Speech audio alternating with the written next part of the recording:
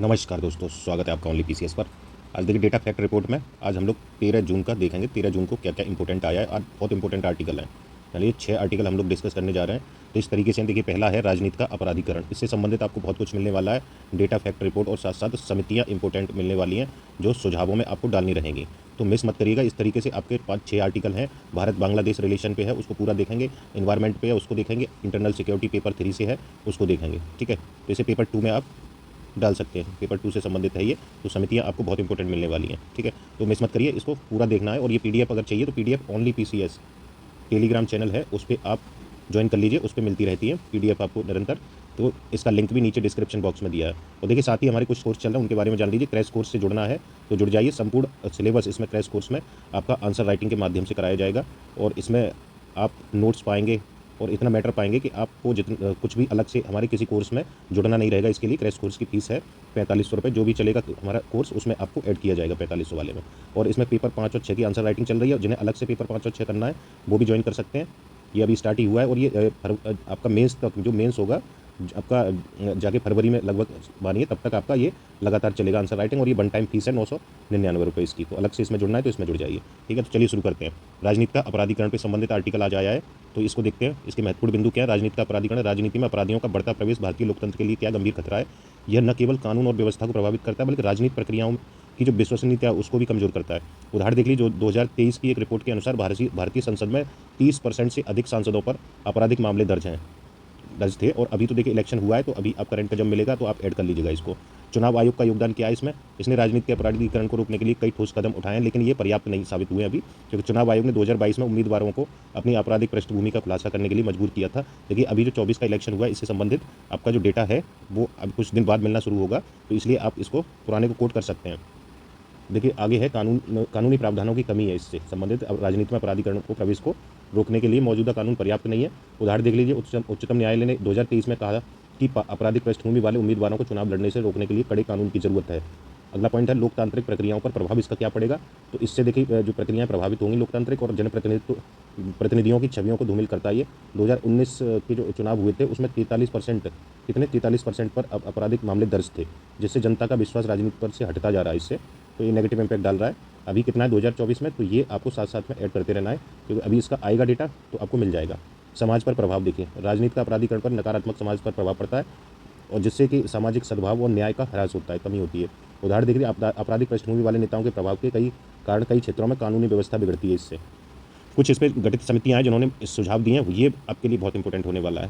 देखिए, पहला था कंबलपुरी समिति आई थी। इसे बृहद निर्वाचन आयोग भी बोला जाता है समिति को। तो कंबलपुरी समिति के अनुसार इसने सुझाव दिया था कि ऐसे उम्मीदवार जो आपराधिक पृष्ठभूमि वाले हैं उनको चुनाव में भाग लेने से रोकने के लिए कड़े कानून बनाए जाए। अनुपालन के लिए बोला था कि चुनाव आयोग को उम्मीदवारों की पृष्ठभूमि की जांच के लिए स्वतंत्र अधिकार प्रदान करने के लिए इन्होंने बोला था। दूसरी समिति थी बीनू पाल समिति। तो इन्होंने सुझाव दिया कि आपराधिक मामलों में दोषी पाए गए उम्मीदवारों को चुनाव लड़ने के लिए रोकने के लिए सख्त कानून की प्रावधानों की आवश्यकता है। तो ये तो देखिए सख्त कानून के लिए सब समितियों ने बोला है ना। तो आप इनको समितियों को नाम याद जान रख लीजिए और ये पॉइंट कहीं भी ऐड कर दीजिए। अनुपालन में क्या बोला, न्यायिक प्रक्रियाओं में तेजी लाने के लिए विशेष अदालतों का गठन किया जाए। इन्होंने विशेष अदालतों की बात की है। लॉ कमीशन की 244वीं रिपोर्ट थी। तो इसने सुझाव दिया आपराधिक मामलों में आरोप पत्र दाखिल होने के बाद उम्मीदवारों को चुनाव लड़ने से रोकने का प्रावधान किया जाए। और उस अनुपालन के लिए इन्होंने बताया कि सभी राजनीतिक दलों को आपराधिक पृष्ठभूमि वाले उम्मीदवारों को टिकट देने से बचना चाहिए।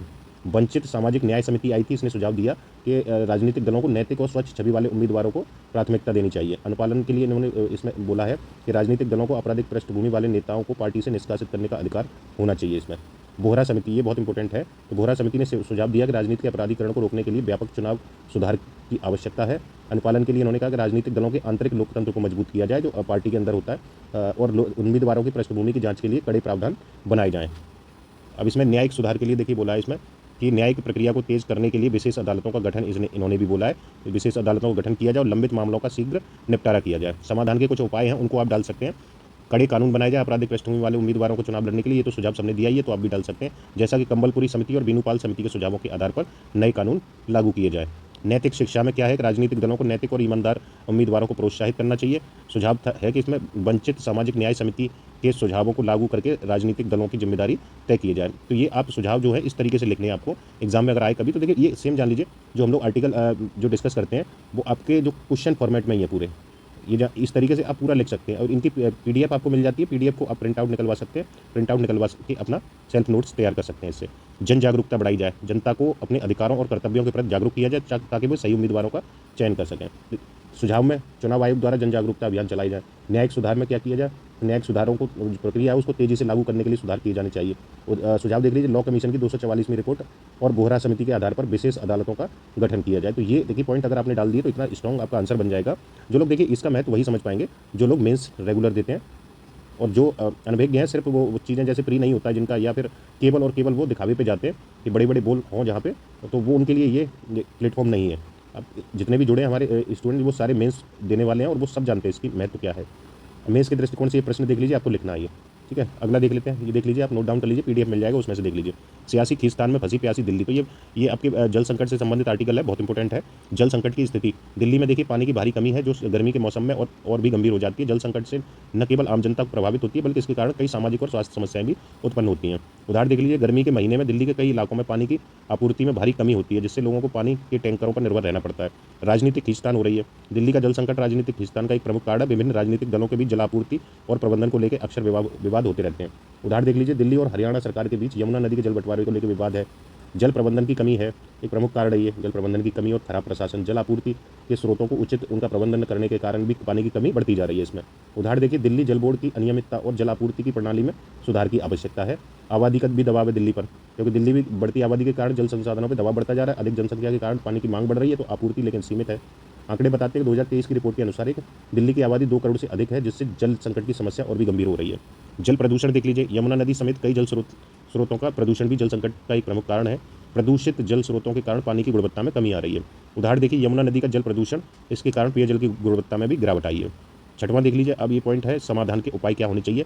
तो जल संरक्षण किया जाए, इसके लिए उपायों को अपनाया जाए जिससे पानी की बर्बादी रोकी जा सके। उदाहरण देखिए, वर्षा जल संचयन किया जाए, यानी रेन वाटर हार्वेस्टिंग प्रणाली को बढ़ावा दिया जाए। जलापूर्ति में का सुधार किया जाए, जलापूर्ति प्रणाली में सुधार और जल स्रोतों का उचित प्रबंधन की आवश्यकता है। उदाहरण देखिए, दिल्ली जल बोर्ड की प्रणाली को आधुनिक तकनीकों से लैस कर किया जाए। राजनीतिक समन्वय की आवश्यकता है, दिल्ली और आसपास के राज्यों के बीच जल बंटवारे को लेकर राजनीतिक समन्वय की आवश्यकता है। दिल्ली, उदाहरण देखिए, दिल्ली और हरियाणा सरकार के बीच में जो बता चुके हैं, तो कुछ संयुक्त समितियों का गठन किया जाए इन विवादों को सुलझाने के लिए। जन जागरूकता बढ़ाई जाए कि जल संरक्षण और जल के महत्व के प्रति, ठीक है। और उदाहरण देखिए, जल बचत के उपायों पर जागरूकता अभियान चलाना, तो ये सारी चीज़ें हैं। और ये देख लीजिए, प्रश्न आपको जो लिखना है, ठीक है, तो ये प्रश्न है, इसको पढ़ लीजिए। अब देखिए, ये आईआर का प्रश्न है, पेपर 2 से रिलेटेड है आपका, आईआर का भारत बांग्लादेश रिलेशन पे है। तो देखिए, अभी क्या हुआ था, प्रधानमंत्री नरेंद्र मोदी ने जो शपथ ली है तो उसमें पड़ोसी देशों को आमंत्रित किया गया था, तो उसी से संबंधित है। तो उसमें क्या है, उसमें 14 और 19 में भी बुलाया था। तो इसका मतलब है कि भारत देखिए अपने पड़ोसियों को बहुत महत्व देता है, अपने पड़ोस को, तो इसी से संबंधित है। इसमें देखिए, आर्थिक और सांस्कृतिक संबंध कैसे हैं। भारत ने अपने पड़ोसी देशों के साथ आर्थिक और सांस्कृतिक संबंधों को बढ़ाने के लिए कई कदम उठाए। जैसे भारत और बांग्लादेश के बीच व्यापारिक संबंधों को बढ़ावा देने के लिए कई समझौतों पर हस्ताक्षर किए हैं, जैसे। और देखिए, तीसरा पॉइंट है आतंकवाद और सुरक्षा सहयोग। भारत ने पड़ोसियों के साथ मिलकर निपटने के लिए कई सहयोग बढ़ाया है। इसमें भारत और बांग्लादेश के बीच सीमा सुरक्षा और आतंकवाद विरोधी सहयोग में वृद्धि हुई है। सहयोग और विकास परियोजनाएं भी चलाई जा रही हैं। जैसे उदाहरण बांग्लादेश में देखेंगे, विभिन्न विकास परियोजनाओं के लिए भारत की ओर से आर्थिक सहायता दी जा रही है। अब देखते हैं थोड़ा डिटेल में भारत बांग्लादेश संबंध, इसका ऐतिहासिक पृष्ठभूमि क्या रही है। तो मुक्ति संग्राम जो हुआ था 1971 में, तो बांग्लादेश इससे आज़ाद होता है, पाकिस्तान के खिलाफ युद्ध लड़के, इसमें भारत ने सहयोग दिया। इसे भारतीय सेना ने बांग्लादेश को स्वतंत्रता दिलाने में महत्वपूर्ण भूमिका निभाई। समझौते और संधियां जो भारत और बांग्लादेश के बीच में द्विपक्षीय हुए, तो उनके संबंधों को और मजबूत बनाने में ये सहायक रहे। 1972 में हुई मित्रता और सहयोग की संधि। सहयोग देख लेते हैं कहाँ कहाँ है भारत और बांग्लादेश का। तो आर्थिक सहयोग में भारत और बांग्लादेश के बीच में व्यापार और आर्थिक सहयोग में वृद्धि हो रही है। 2022 का देखिए आंकड़ा है, अगर आपको अपडेट मिले या तो हम लास्ट में दे ही देंगे, तो आप डाल सकते हैं इसमें। भारत और बांग्लादेश के बीच में व्यापार जो है $10 बिलियन के पार हो गया है, और ये खासकर इसलिए और इम्पोर्टेंट है कि ये भारत के पक्ष में है व्यापार। आगे देखते हैं, आगे है वर्तमान परियोजना देख लीजिए। त्रिपुरा अखौरा रेल लिंक परियोजना चल रही है भारत बांग्लादेश के बीच में, ये कनेक्टिविटी को बढ़ावा देने के लिए शुरू की गई है। मोगला बंदरगाह परियोजना भारत बांग्लादेश में, ये इसके लिए विकास में भारत सहयोग दे रहा है। इसमें सुरक्षा और आतंकवाद में दोनों ही देशों मिलकर काम कर रहे हैं इस पर। उदाहरण देखिए, दोनों देशों के बीच नियमित सुरक्षा वार्ता और सीमा प्रबंधन पर सहयोग हो रहा है। वर्तमान परियोजना देख लीजिए, सीमा सुरक्षा परियोजना, भारत और बांग्लादेश के बीच में सीमा पर अवैध गतिविधियों को रोकने के लिए संयुक्त गश्त और निगरानी की जाती है। विकास परियोजना देख लीजिए, भारत ने बांग्लादेश में कई विकास परियोजनाओं के लिए आर्थिक सहायता दी है। उदाहरण, भारत ने बांग्लादेश में सड़क और रेल परियोजनाओं के लिए सहायता प्रदान की जा रही है। जो वर्तमान में परियोजना है वो देखिए, ढाका टोंगी रेल परियोजना। कौन सी? ढाका टोंगी रेल परियोजना, ये कनेक्टिविटी को सुधारेगी वहाँ की। खुलना मोंगला पोर्ट रेल लिंक परियोजना, कौन सी? खुलना और मोंगला पोर्ट रेल, इसमें दोनों ही शामिल हैं। प्रमुख बंदरगाहों और रेल नेटवर्कों से जोड़ने के लिए शुरू की गई है। सांस्कृतिक संबंध दोनों देशों के बीच में इनको बढ़ावा दिया जा रहा है, इसके लिए कार्यक्रम आयोजित किए जाते हैं। उदाहरण देख लीजिए, सांस्कृतिक आदान प्रदान कार्यक्रम और सांस्कृतिक संयुक्त सांस्कृतिक समारोह।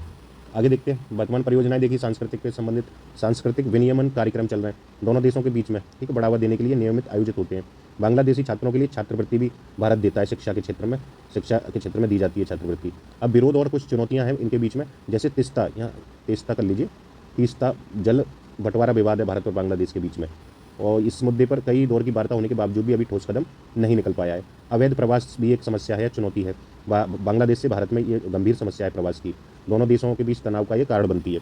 उदाहरण देख लीजिए, असम में बांग्लादेशी प्रवासियों का मुद्दा है जो इसी से संबंधित है, डाल सकते हैं उदाहरण में। सीमा विवाद है दोनों देशों के बीच में, थोड़ा सा सीमा विवाद है जिसे सुलझाने के प्रयास किए जा रहे हैं। 2015 में सीमा विवाद को सुलझाने के लिए भूमि सीमा समझौते पर हस्ताक्षर की गई, लेकिन कुछ मुद्दे अभी भी बने हुए हैं, ठीक है। आगे देखते हैं, समाधान के उपाय क्या क्या हो सकते हैं, उन्हें जान लेते हैं। नियमित वार्ता और संवाद को बढ़ावा दिया जाए दोनों देशों के बीच, द्विपक्षीय वार्ता और सम्मेलनों का आयोजन किया जाए, साझा परियोजनाएं चलाई जाए, विकास और इंफ्रास्ट्रक्चर परियोजनाओं में साझा सहयोग किया जाए। उदाहरण भारत बांग्लादेश संयुक्त परियोजनाओं का विस्तार हो, और विवाद और समाधान के प्रयास हों, विवाद समाधान के प्रयास हों, जल बंटवारा और सीमा विवाद जैसे मुद्दों को सुलझाने के लिए प्रयास हों। तीस्ता, जिसमें उदाहरण देख लीजिए, तीस्ता जल बंटवारे समझौता जो है वार्ता, इसे पुनः प्रयास इस पर करने की जरूरत है।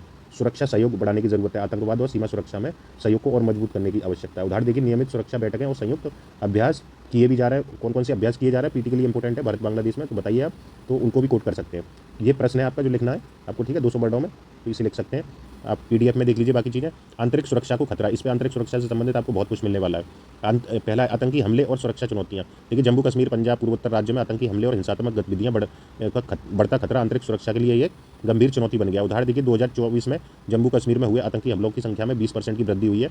नक्सलवाद एक समस्या खुद में है, नक्सलवादी गतिविधियां भी आंतरिक सुरक्षा के लिए एक प्रमुख खतरा है। जैसे छत्तीसगढ़, झारखंड, उड़ीसा, बिहार जैसे राज्यों में नक्सली गतिविधियां लगातार बढ़ रही हैं। हालांकि कुछ कमी आई थी जो डेटा था, लेकिन अभी फिलहाल दोबारा से ये पुनः होने लगी है। उदाहरण देखिए, 2024 में छत्तीसगढ़ में नक्सली हमले में 15 सुरक्षा कर्मियों की मृत्यु हो गई, 30 घायल हुए थे इसमें, तो इस तरीके से कोट भी करना है आपको। उग्रवाद में देखिए, पूर्वोत्तर राज्यों में उग्रवादी समूहों की गतिविधियां आंतरिक सुरक्षा को लिए ये चुनौतीपूर्ण है। 2024 में मणिपुर में उग्रवादी समूहों के बीच संघर्ष में 10 नागरिक मारे गए थे। चौथा देखिए पॉइंट, आधुनिक सुरक्षा चुनौतियां क्या है, जैसे साइबर हमले, संगठित अपराध, अंतर्राष्ट्रीय आतंकवाद भी आंतरिक सुरक्षा के लिए नए खतरे उत्पन्न कर रही है। उदाहरण देखिए, 2024 में भारतीय बैंकों और सरकारी वेबसाइटों पर 50 से अधिक जो है साइबर हमले किए गए अब तक, सोचिए। सीमा सुरक्षा देख लीजिए, पाकिस्तान चीन के साथ सीमावर्ती क्षेत्रों में भी सुरक्षा चुनौतियां बनी हुई हैं। घुसपैठ और संघर्ष की घटनाएं आम है इधर। 2024 में भारत चीन सीमा पर 10 से अधिक घुसपैठ की घटनाएं हो चुकी हैं इधर। आंतरिक विस्थापन की समस्या, आंतरिक सुरक्षा खतरों के कारण लोगों को आंतरिक विस्थापन का भी बड़ी एक समस्या है, जिससे सामाजिक और आर्थिक समस्याएं उत्पन्न होती हैं, ठीक है। उदाहरण देखिए, 2024 में जम्मू कश्मीर नक्सल प्रभावित क्षेत्रों से 20,000 से अधिक लोगों का विस्थापन हुआ। गठित समितियां और उनके सुझाव देख लीजिए। कस्तूरी रंगन समिति, इसने सुझाव दिया आतंकवाद और उग्रवाद से निपटने के लिए एकीकृत सुरक्षा तंत्र की स्थापना की जाए। अनुपालन देखिए, सुरक्षा एजेंसियों के बीच समन्वय बढ़ाने और खुफिया जानकारी को साझा करने के उपाय किए जाने चाहिए। विशेष सुरक्षा समीक्षा समिति बनाए, इसने बोला है, सुझाव दिया नक्सलवाद प्रभावित क्षेत्रों में सुरक्षा बलों की संख्या बढ़ाने और स्थानीय पुलिस को मजबूत करने के लिए उपाय किए जाए। आगे देखते हैं, अनुपालन इसका, विशेष बलों की तैनाती और आधुनिक उपकरणों से उन्हें लैस करना। राष्ट्रीय सुरक्षा सलाहकार समिति, सुझाव दिया इसने कि साइबर सुरक्षा को मजबूत बनाने के लिए तकनीकी अपग्रेडेशन और साइबर सुरक्षा विशेषज्ञों की नियुक्ति की जाए। अनुपालन में के लिए बोला इसने कि साइबर सुरक्षा नीति का कार्यान्वयन और सरकारी विभागों की सुरक्षा जांच नियमित हो। और आगे है, सामरिक बल समीक्षा समिति आई थी, इसने सुझाव दिया कि सीमावर्ती क्षेत्रों में सुरक्षा बलों की तैनाती और आधुनिक हथियारों से लैस करना चाहिए। तो ये सब तो बोला, ये सबने अनुपालन के लिए बोला है। सीमा क्षेत्रों में बुनियादी ढांचे का विकास और निगरानी तंत्र का सुदृढ़ीकरण करना चाहिए। स्वामी समिति आई थी, इसने सुझाव दिया आंतरिक विस्थापन के कारणों को समझने और उन्हें रोकने के उपाय तथा साथ ही विस्थापित लोगों के पुनर्वास के लिए विशेष योजनाएं चलाने की जरूरत है। अनुपालन के लिए बोला इन्होंने कि प्रभावित क्षेत्रों में विकास परियोजनाओं और रोजगार के अवसर प्रदान किए जाएं। समाधान के उपाय देख लीजिए, आतंकवाद और उग्रवाद से निपटना, आतंकवाद और उग्रवाद से निपटने के लिए विशेष सुरक्षा बलों की तैनाती और खुफिया तंत्र को मजबूत करना। सुझाव देख लीजिए, कस्तूरी रंगन समिति के सुझावों के आधार पर सुरक्षा एजेंसियों के बीच समन्वय बढ़ाना। नक्सलवाद का मुकाबला कैसे, नक्सल प्रभावित क्षेत्रों में सुरक्षा बलों की संख्या बढ़ाना, स्थानीय पुलिस को सशक्त करना। सुझाव के लिए बोला इसने कि विशेष सुरक्षा समिति के आधार पर विशेष बलों की तैनाती और आधुनिक उपकरणों से लैस किया जाए।